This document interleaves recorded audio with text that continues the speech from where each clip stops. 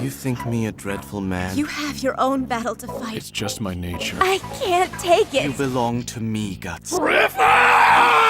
There's so much going for Berserk 1997. When I first stumbled upon it, it felt like a forgotten relic, an overlooked gem in 90s culture, waiting for me when I was ready. I knew nothing about the world or its characters, only vague mentions and brief clips of a notorious scene, a betrayal so horrifying it had burned itself into anime history. So I watched. And over the next 25 episodes was pulled through one of the most brutal, beautiful, and haunting stories I'd experienced. Composer Susumu Hirasawa's soundtrack weaves life and tragedy between the characters' lines. The hand-drawn animation crafted by Oriental Light and Magic's team, Gucci, captures real, deeply human imagery. Director Naohide Takahashi and concept advisor Yasuhiro Imagawa bring Kentaro Miura's dark world to life, with rare restraint and care. It's no surprise this version is widely hailed as the most popular adaptation of the manga to date. However, at the climax of all of these elements lie the infamous Eclipse episodes. They're brutal to watch, but impossible to look away from. Gruesome and shocking as they are, their lasting impact doesn't come from the gore alone, but from how the series builds its world, characters, and our investment in their dreams and fears. These layers resonate even more deeply as the viewer comes to understand the real-life parallels which surround the series' production, its creator, and preceding legacy. Within this framework is why Berserk 1997 is so unique, and how once we arrive at the series finale, where the eclipse takes place, it doesn't just shock you, it breaks you. To understand how, let's go back to where it all began, or at least where it seems to begin. Before we do, if you want to learn more about each of the individual characters whose lives are forever altered by the infamous eclipse, make sure to check out my other Berserk essays, as they really tie everything together. This discussion touches on difficult topics like sexual violence, trauma, and death, so please be mindful when viewing. Alright, let's do this. Episode 1 opens in near silence. Only the faint sound of metal being forged. A glowing sword takes shape in darkness, watched by a shadowed figure. No dialogue, no exposition, just rhythm, sparks, and stillness. Then, without warning, the opening credits burst in. Bright colors, fire, flowers, and a catchy rock track. It's sudden, strange, and invigorating. The intensity only ramps up from there. We witness a bar fight where a swordsman splits a man in two, followed by an encounter with an unnerving, snake-like nobleman. Soon we're thrust into the supernatural. Whispering voices, demonic visions, a glowing brand. This is a story that begins mid-action. Lines like, I can't take it. Ever since Griffith became king, I've lost all hope. And I'll let you live so you can take a message to your master for me. hint at a story we can't quite place together yet. You might even think you've accidentally started an episode from later in the series. I know I did, but no, this is how it begins. When the fight starts, it's brutal. The Snake Man sheds his disguise, revealing a towering serpentine abomination. The village becomes a slaughter pit. The swordsman is tossed around, bloodied, until he fires a hidden cannon from his arm and cleaves the beast in two.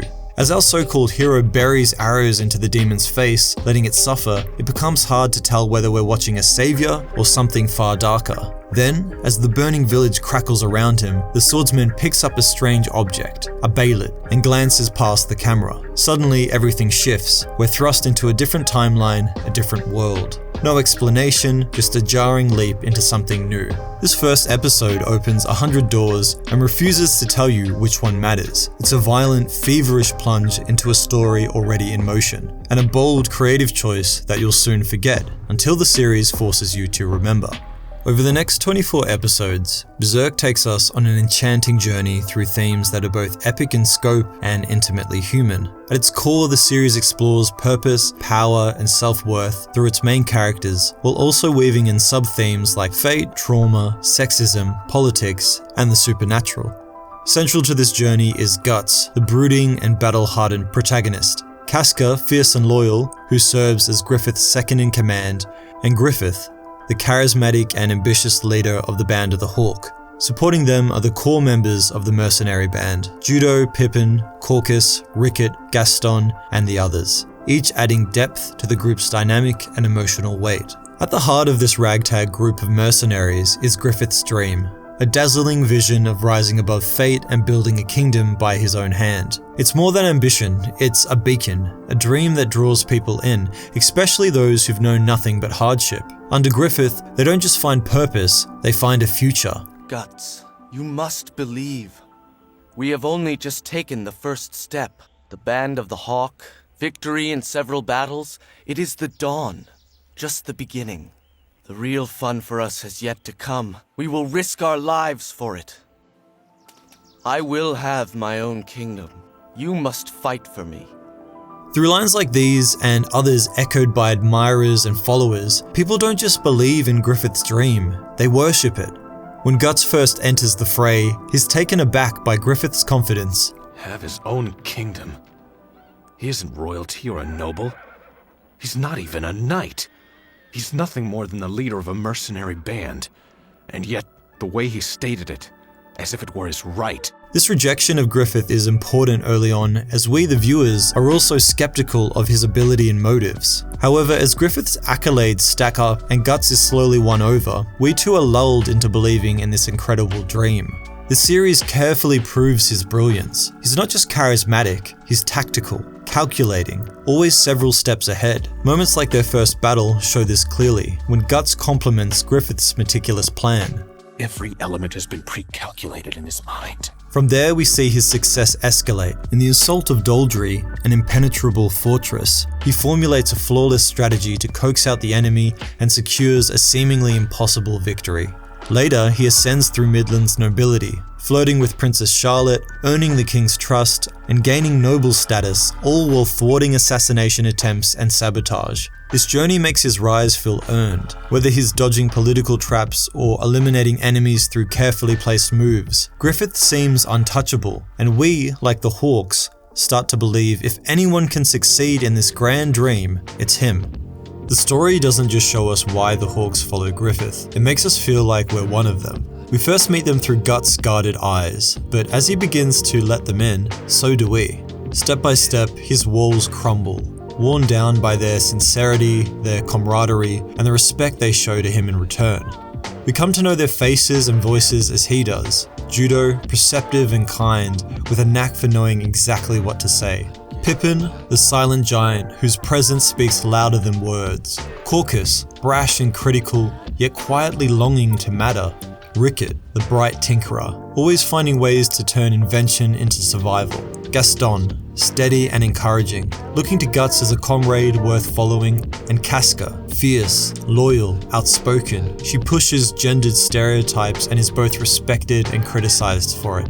These aren't just background characters, they step forward when it matters, offering advice, sharing doubts, and letting us glimpse their hopes and fears. We even see the animation marking their growth, faces sharpening, armor and posture shifting, demeanors maturing. By the time we realize it, the Band of the Hawk has become a family, and we are there with them, hoping they stay together and earn their kingdom.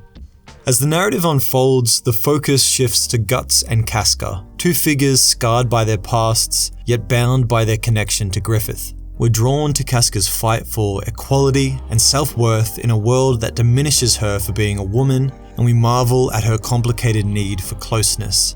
At the same time, we root for Guts as he struggles to let others in and find a sense of purpose in his life. Initially, a subtle love triangle forms. Casca is deeply enamored with Griffith, almost obsessed with his welfare and attention. Meanwhile, Guts relies heavily on Griffith's leadership as he wrestles with his own aimlessness. However, as their journey progresses, the dynamic evolves. What begins as rivalry and mistrust between Guts and Casca slowly transforms into a strong alliance. Casca comes to see Guts not only as a comrade, but as one of her closest friends, while Guts finds in her a trusted companion he respects and feels safe with. These evolving bonds are beautifully portrayed throughout the series. From Guts' discomfort with intimacy in episode 2, The Band of the Hawk, when Casca is objectified and forced to lie beside him for warmth, to Guts' rescue of her after a fall in episode 12, Two People, where they share deeply humanizing moments, to episode 13, Bonfire of Dreams, where Guts questions his purpose under Griffith's leadership and begins to seek his own path, with Casca patiently listening, culminating in their embrace as lovers in episode 21, Confession. Here, Casca's initial obsession with Griffith subtly shifts as she starts to direct her love towards Guts, who is more capable and willing to return it. Yet as Guts and Casca begin to define themselves outside of Griffith's control, his unease grows. It all comes to head when Guts decides to leave the Hawks. Unable to let go, Griffith denies him safe passage and challenges him to a brutal duel, which he ultimately loses. This defeat sets the stage for Griffith's downfall, his impulsive decision to sleep with Princess Charlotte, the fury of the King of Midland, who orders Griffith's imprisonment, and year-long torture which is eventually broken when Guts and Casca rescue him. Through all these elements, Griffith's magnetic dream, the deeply relatable insecurities, fears and desires of the Hawks, and the evolving love triangle that adds emotional tension and challenges Griffith's control, Miura crafts a story that feels profoundly real. We come to genuinely hope the Band of the Hawk will overcome their struggles and find resolution.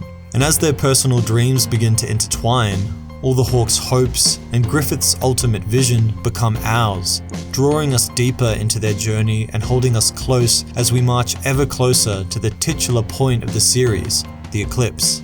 Before we reach the series' darkest moment, we need to talk about how Berserk introduces the supernatural, or more accurately, how it hides it.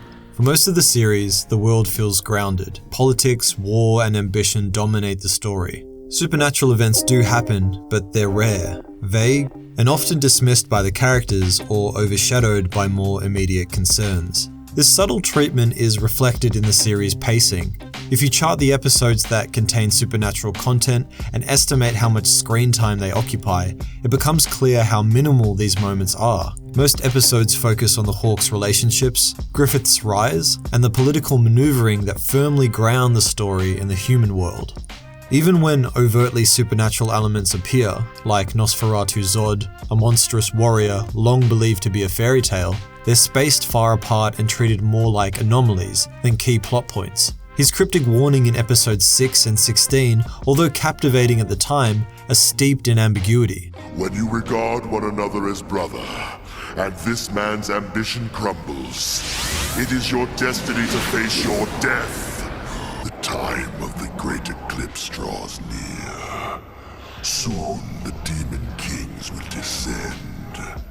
And rather than lingering on these moments, the characters quickly move on and rationalize them. Nosferatu Zod.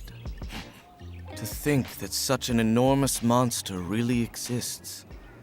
I have a feeling that it wasn't quite as bad as my nightmares. No, it couldn't have been. The Beylit functions in much the same way. Though it appears multiple times throughout the series, it remains a complete mystery. Its presence stirs unease, but the characters meet it with skepticism or simply downplay its significance. But I don't really know how it's supposed to work. It looks alive though, doesn't it? It's creepy. Be afraid. This careful balance keeps the otherworldly elements lurking just beneath the surface and easy to forget. However, their mention will soon become extremely important. Now at episode 23, we're on the cusp of the eclipse. It's important to understand where each of the main characters are. Guts, having spent the past year apart from the Hawks, has grown to understand his needs and wants. Casca, who has held the Hawks together as their leader, has been pushed to her limits, yet has proven herself indispensable to her comrades.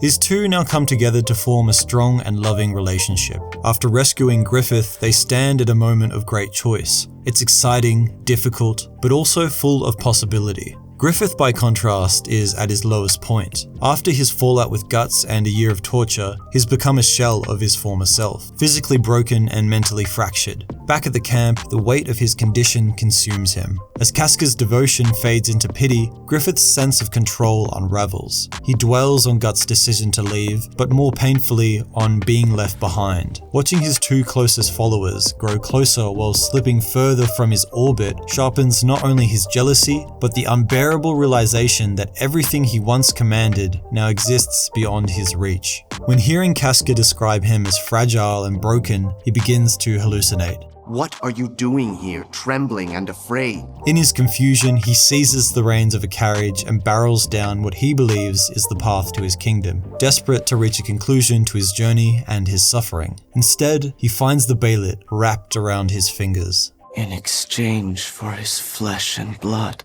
In the few moments they have, Guts, Casca, and the Hawks race to help their friend. Guts, ever determined, is weighed down by guilt, as he wonders if he's the reason Griffith became this way, while Casca takes the mantle of leader and provides order by rallying the troops. But suddenly, everything shifts. The world darkens, a massive eclipse blots out the sun. Unease spreads through the camp as every soldier turns towards the sky. While Guts rushes to the front, he sees unfamiliar figures surrounding Griffith. As I mentioned earlier, the series has always flirted with the supernatural, but never asked us to truly confront it. So as the air thickens and the Hawks are confused and in disbelief, we too are trying to make sense of this scene.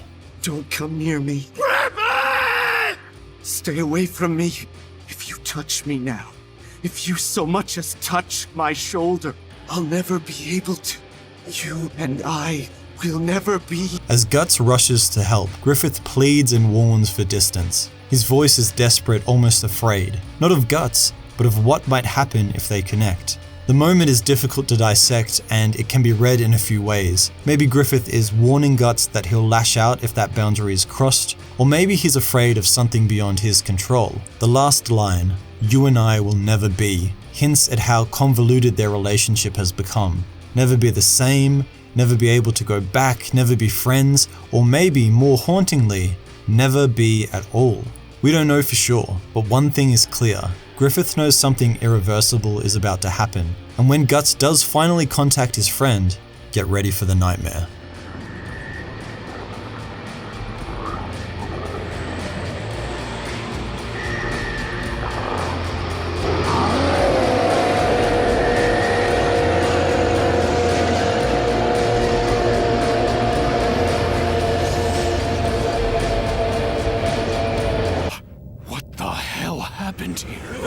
In episode 24, we, along with the characters, are plunged into a hellscape. This is no longer the world of war and ambition we've known. Everything has shifted. The Hawks are frozen, terrified. Twisted faces, sweat, silence all land with weight. Even Guts, the fearless warrior, shares in their fear. The sound design heightens the unease. A chorus of whispers, low hums, tortured echoes. The landscape is grotesque and unfamiliar. Caucus voices what we're all thinking. Commander, if I'm not mistaken, weren't we just riding across a grassy plain? Or were we all dreaming the same dream about a grassy plain? Or have we all died? Gone to hell without knowing it? Oh God, Commander, tell me I'm dreaming! His panic is real as he tries to explain the supernatural away. However, it simply can't be ignored any longer. Casca, still holding strong, addresses the Hawks. Calm yourself! Calm myself at a time like this? I said quiet! That goes for everyone! Panicking is not going to help this situation! If you allow the enemy to shake you, you are dead before you can draw your sword! So stay close and stay focused! Guts, get Griffith on your horse! Right. No one gets left behind! Again, the warrior provides reason why she is a worthy leader, showing how competent she is while thinking on her feet and how brave she is as a person. This line is a personal nod to her growth, showing that she's learned not to be altered by her enemies, as doing so already means they have won. She now teaches the scattered Hawks this same lesson. So strong. She's incredible. This line is simple as it shows Guts' admiration towards Casca. However, if we look deeper, it's a sweet reminder that Casca's emotional strength, which is different to Guts' physical strength, is something to behold. Guts' acknowledgement of this is a sign of his growth, and it has the audience swoon at the positive partnership these two heroes are forming, which is based on transparency and respect. The Bailet, something which has been inseparable to Griffith since he was introduced, has now begun a symbiosis. Guts witnesses both Griffith and the trinket crying tears of blood, the two locked in a silent recognition, as if a vision, painful and inevitable, is flashing before them. Then, the foreign invaders speak.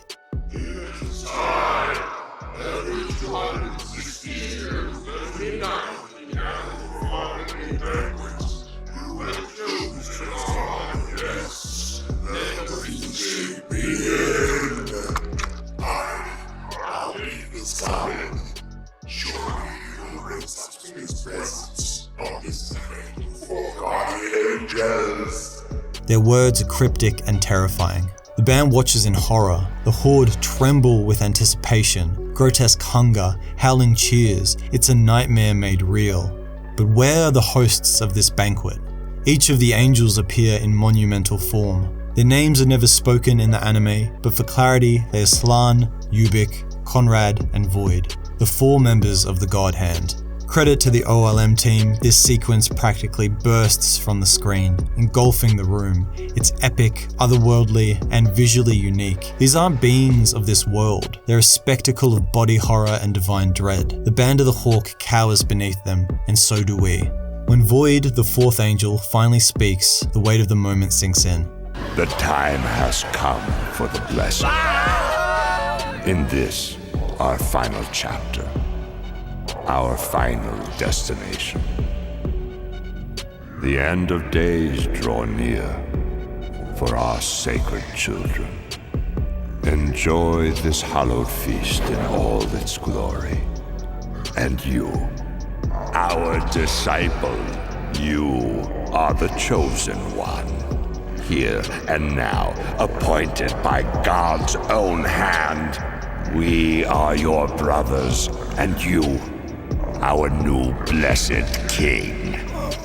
Hearing that these beings describe some ominous ritual, while also heralding Griffith as their king and brother, adds clarity along with confusion as truth and fiction blur for both the Hawks and the viewer. Guts, ever defiant, pushes back as the entities begin to pigeonhole his friends. This is bullshit!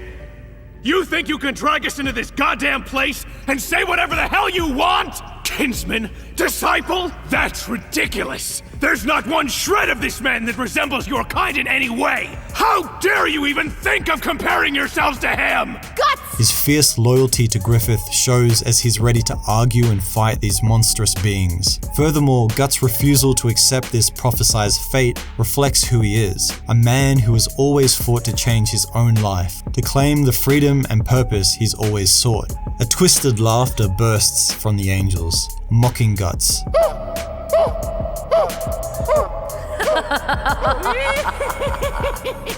Even their humor feels unnatural. They now begin to give the Hawks and the audience some much needed exposition. What a beautiful friendship.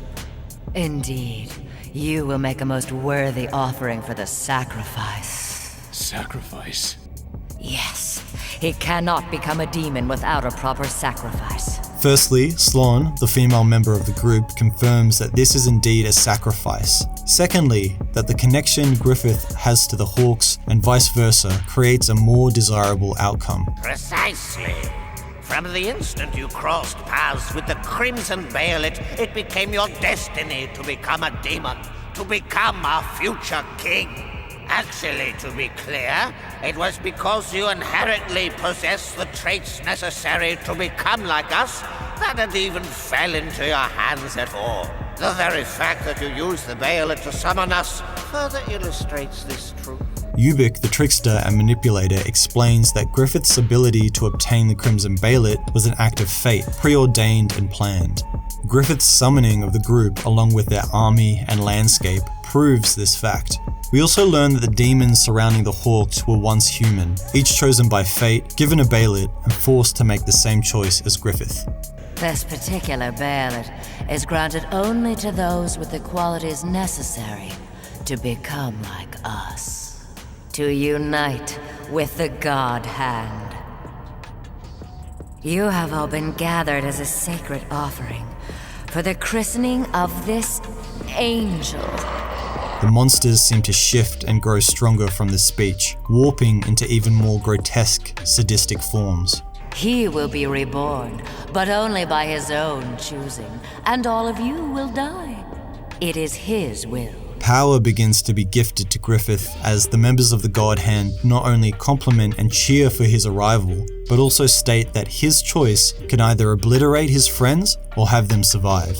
We can imagine the intrigue he is feeling as this devastating group bolster his importance and divinity, something Griffith had always relished during his rise and grieved after his year of torture and submission. When his fate was woven long ago, your lives were weaved with his. And now, you will complete your predestination as sacrificial offerings. Void, the visual spearhead of the group, now outlines the Hawks' insignificance. At this point, they are mere cattle being sent to the slaughter. Let us begin the rite of transformation.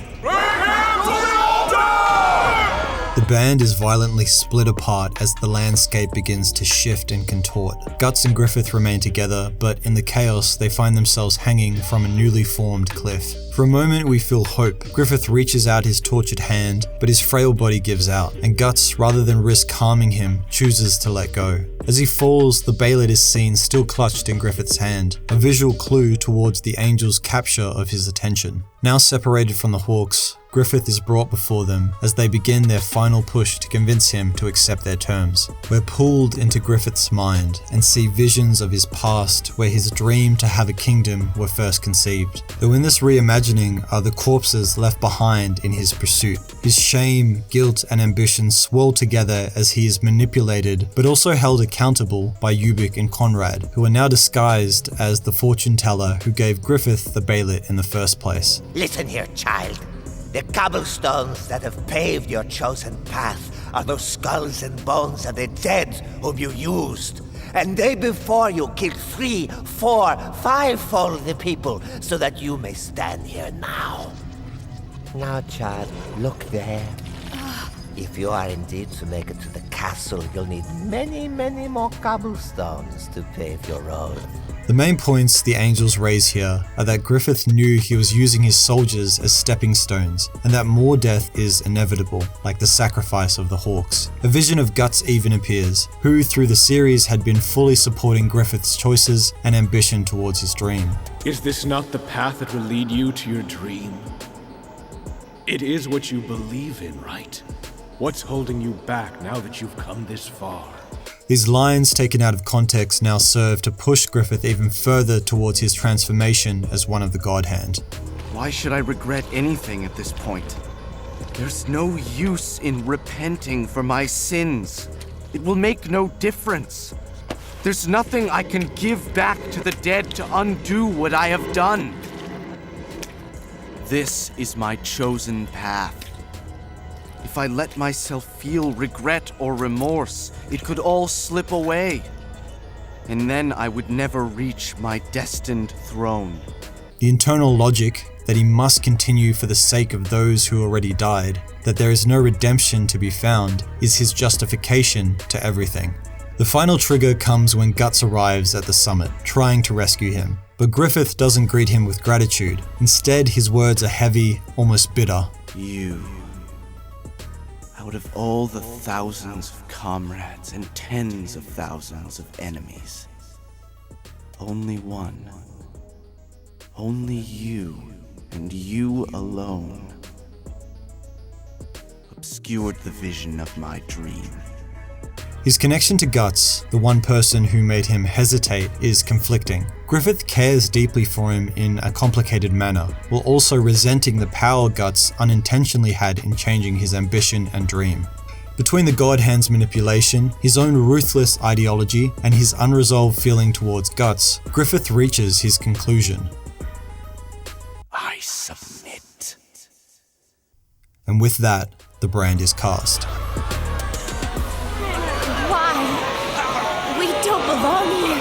We don't deserve this! Casca's words at the start of episode 25 capture exactly what every viewer is feeling.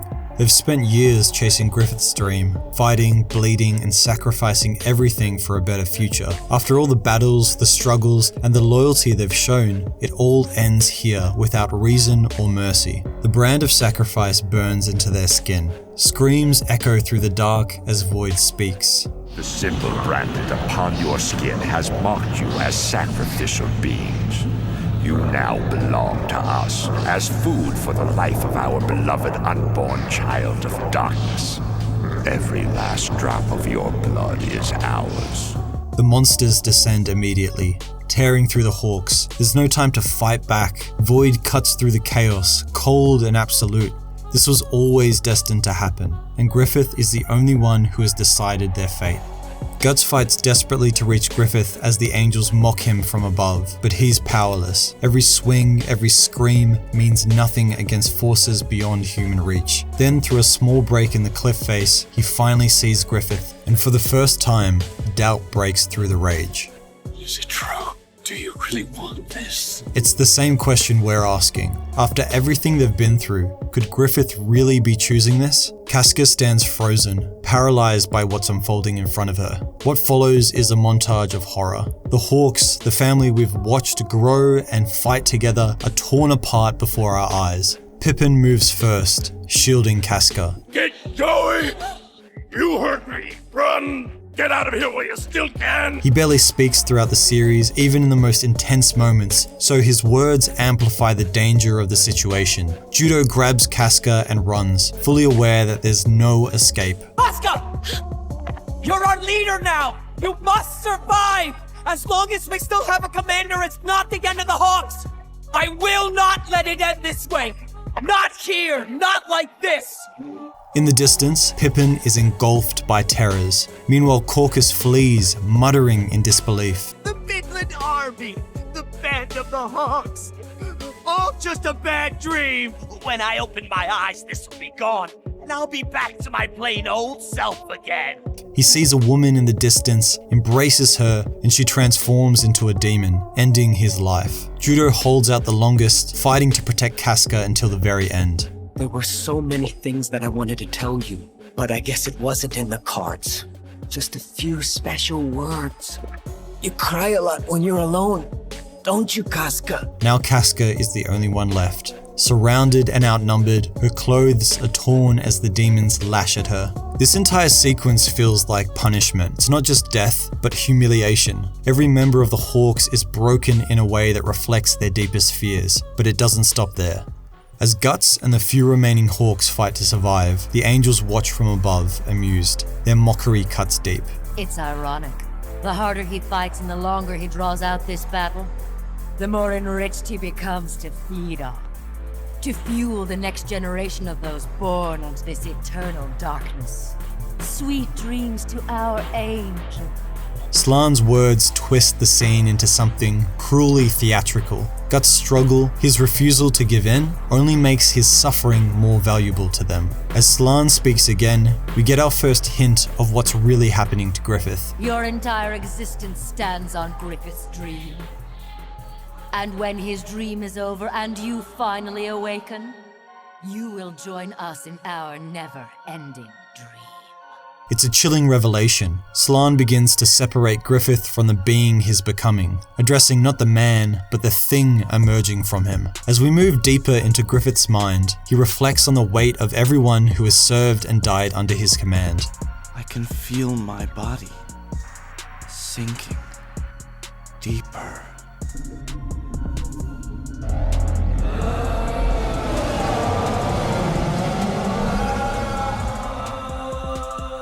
The men that have died because of my selfishness, because of me. I am buried under the weight of all those bodies. How strange. I can't feel anything. Here, Griffith admits his wrongdoing and ego, yet simultaneously disassociates from the consequences. He mentally shields himself from shame, guilt, or any typical human reaction. Step by step, his humanity is stripped away. What's that? The very last tear you shed.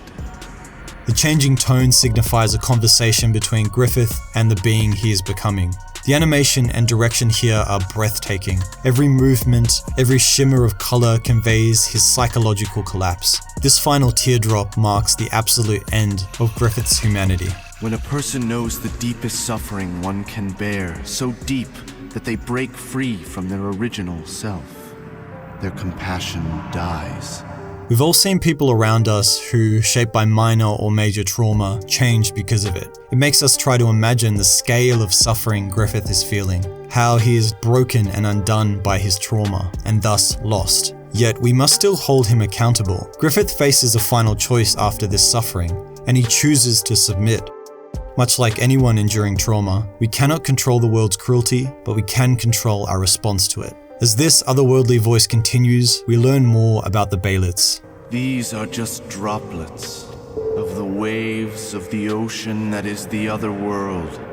A mere glimpse of what is to come, a calling from the other side. This clarifies their origin. Baelits are born from those who, like Griffith, have lost their humanity. Each final tear becomes a purified essence, connecting to a world beyond our understanding. Even as the mystery deepens, the scale and horror of what Griffith is stepping into sends chills down the spine. We snap back to Guts as he tumbles into a pool of blood made by his comrades. Traumatized, he screams for his friends. Is anyone still alive? Judo! Pippin! Carcass! We hear the pure pain in his voice. Gaston! You're alive! Thank God! Where are the others? Is anyone else still alive? I don't know. All I can remember is running like hell. After a while, my fatigue caught up with me. I don't know what happened to the others. Commander, what in God's name is happening? It's as if we're in a living nightmare. It's horrible to hear the fear in Gaston's voice. As we reflect on their relationship, how he looked up to Guts, not only as his closest troop in the battalion, but also as an avid supporter, it's devastating. But luckily he's alive, right? Wrong. In a moment, Gaston's head is decapitated by a parasite that had been laying in wait. It's all just a cruel game for these monsters, teasing their prey and pushing them to the edge. No one is spared in this scene. It is hell. Pippin is teased as well, only to have his body thud to the floor after being held up by a monster's tendrils. Guts stands traumatized as they display the bodies of his troops and family as trophies and puppets. Their shrieking is enough to make you shake. It's a truly despicable experience, both visually and audibly, and we haven't even reached the worst part. In the distance, Guts sees Casca, naked, held high by grotesque monsters. He goes berserk, charging to save her, only to have his arm pinned by a gigantic demon. In a truly horrific display, they begin to lower her onto the pike of another monster. I remember squinting, hoping this scene would be interrupted. Then, the music cuts. The tone shifts completely. Every demon turns to look, while the angels of death pronounce their blessing. You are our progeny, our newest kinsmen, our wing of darkness. Arise, Femto. Femto makes a grand, terrifying entrance, hatching like a bird from an egg. The symbolism clear, referencing his title as leader of the Hawks, his helmet now more beak-like than ever, his armor, avian feet, and wings complete the transformation. He stands triumphantly before Guts, a superior backed by a monstrous army, his expression cold and devoid of humanity. This is it, the final moment that breaks anyone invested in these characters. Every portion is calculated, slow, deliberate, and agonizingly drawn out. Femto lowers the naked, semi-conscious Casca towards him, never breaking eye contact with Guts. His demonic hands curl around her possessively, as if she's an object, a prize reclaimed. Guts thrashes, desperate to act, to kill, to save, to do anything. This vignette is a representation of Guts' ultimate fear. His strength has always been his autonomy. He lived by his sword, carving a path that belonged only to him. That self-reliance is what Griffith admired and what he envied. Here in the Eclipse, that defining freedom is erased, stripped, restrained, powerless. Guts faces his deepest terror, not death, but the enforced helplessness of watching everything he fought for be torn away. Though the more he fights, the deeper Femto's cruelty cuts. He lays over Casca, then kisses her deeply, trapping her beneath his wings. In a frenzy, Guts hacks through his own arm like a wild animal caught in a trap. He manages to come free, but as he lunges forward, he's pinned again. As we witness Casca's treatment here, we can reflect on her arc, how she fought to be seen as a warrior, battled prejudice, wrestled with the burden of leadership when Griffith was gone, how she finally found dignity and purpose through her life and with Guts. In this instant, all of that is stolen. Her body becomes a weapon in a ritual of vengeance. Every claim to agency is taken by a man she previously loved and worshipped. Femto's cold eyes pierce towards Guts, and once this demon knows he has truly broken the warrior, he does the unthinkable. He physically violates his prize. Guts, Casca, you and I watch in horror, with no way to intervene.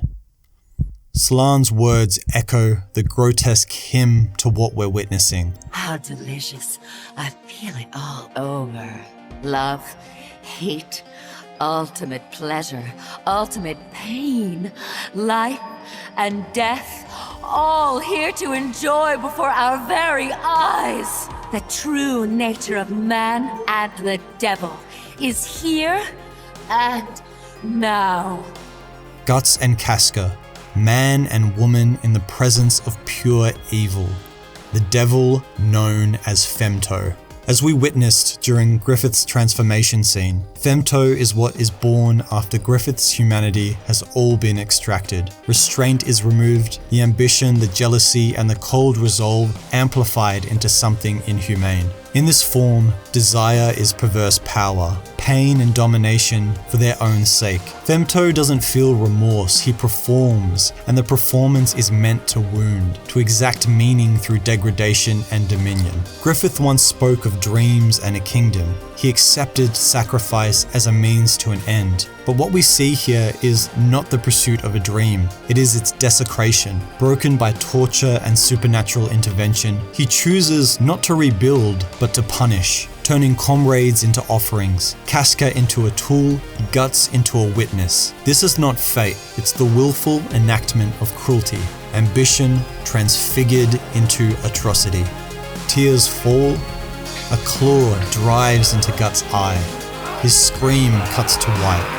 Silence, credits, no catharsis, no redemption, just ruin. The eclipse isn't merely betrayal, it's annihilation, a story torn apart at its summit, leaving only devastation. And that's why it breaks you. The end. I'm just kidding. Can you imagine if I left you here? You deserve the consolation that I so deeply longed for after this series. So, let's pick up some broken hearts and shattered brains. First off, some hard truths. The Berserk 1997 anime was released on Nippon TV with a fixed episode count of 25. At the time, Mura's manga hadn't progressed far enough to warrant a second season, and the studio decided to stop right at the height of the Golden Age arc. Ending the anime here was also used as a marketing ploy, meant to push viewers toward the manga after the series' end. With only 25 episodes to adapt the original work, the production team had no choice but to cut significant portions of the arc. Subplots, characters, and emotional nuances were filtered or forgotten. And although Berserk aired in a late-night slot on Nippon TV, it was still subject to mainstream censorship rules, which meant various explicit or violent supernatural scenes and elements simply didn't make the cut. And yet, what could have weakened the adaptation somehow made it unforgettable. By removing most of the overtly supernatural imagery, the apostles, the demonic encounters, the creeping signs of the world to come, the anime unintentionally built a false sense of security. The supernatural lingers only as rumor, making the eclipse all the more foreign and effective. But what about the rest of the story? We caught a glimpse of it, twice actually. Once at the very beginning and once at the very end. After the credits of episode 25, there's a short scene. Guts, now missing an eye and an arm, quietly equips his massive sword known as the Dragon Slayer. The blacksmith Godo asks, "You leaving? Don't get yourself killed." Guts says nothing. He just steps into the red light beyond the doorway. That red hue signifies the beginning of his descent into the Black Swordsman arc, where he is consumed by vengeance and rage after surviving the eclipse. Do you remember how I told you that we would be forced back into the first episode? Now's the time, as it's a direct continuation of the post-credit scene. The The cloaked figure, the ruined landscape, the whispers of a tyrant named Griffith, and the way the world feels hollow and cursed. All elements now fall into place. I recall watching this whole episode again after the last one played, just to piece together a few more concepts and seek some more closure. The brand and the distorted voices we hear are marks left by the God Hand that now plague Guts' life. Guts' twisted rage as he fights the Snake Baron, his sadistic enjoyment of its torture, all seem more rational considering his horrific encounter with demons during the eclipse. Yet still, these extra bits of information, although showing that Guts does survive, give us little context as to how the eclipse ended and who else made it to safety. Over the years, we've received several new versions of Berserk, attempts to reimagine or complete what the 1997 anime left unfinished. But for many fans, they've all missed the mark. None have managed to recapture the atmosphere, soundtrack, pacing, or emotional depth that made the 90s adaptation so unique and memorable. The most respected of these efforts is the Golden Age Arc film trilogy, released between 2012 and 2013 by Studio 4 Degrees Celsius. It retells the same events as the 1997 series, but with a more cinematic presentation. While it offered beautiful new music from Susumu Hirasawa and expanded on certain scenes, it also traded away much of the slow, character-driven storytelling that defined the original. Its heavy reliance on early CGI animation, especially in the first two films, drew criticism from audiences who found it stiff and artificial. Still, it remains the closest modern attempt at recapturing Mura's vision, and for many, the most watchable of the post-97 adaptations. Then came the 2016 TV series, a direct continuation of the Golden Age events, and to put it lightly, it was torn apart by fans and critics alike. Animated almost entirely in jarring 3D, it became infamous for its awkward frame rates, meme-worthy models, and detached fight scenes. What was meant to be a dark fantasy epic ended up looking like a cooked video game cutscene. Part of what made Berserk 1997 so powerful wasn't just the story, it was the texture, the hand-drawn grit, the imperfect shading, the pencil marks. It had life in its rough edges. Every later version seems to polish those imperfections off, replace them with sterile CGI and smoother lines, and in doing so, they lose the very thing Berserk 1997 captured: humanity.